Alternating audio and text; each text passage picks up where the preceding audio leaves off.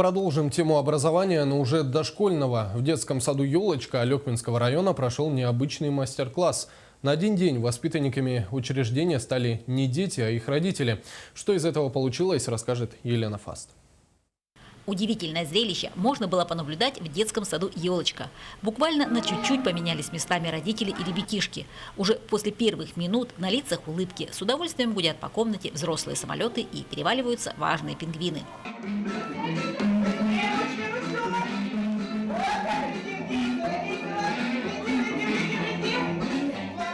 Здоровье любого человека, даже самого маленького, складывается по нескольким параметрам.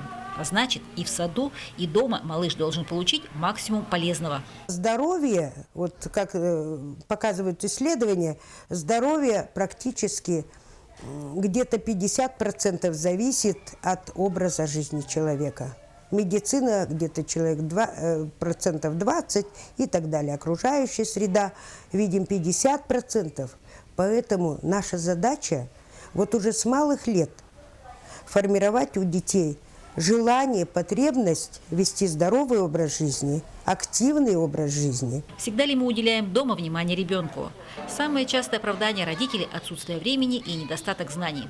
Поэтому мастер-класс, организованный «Елочкой», тут же набрал совместный рейтинг по заинтересованности. Оказывается, столь доступно и просто можно не заставлять, а играть в занятия по физической зарядке. Причем налицо позитив и ребенку, и родителям.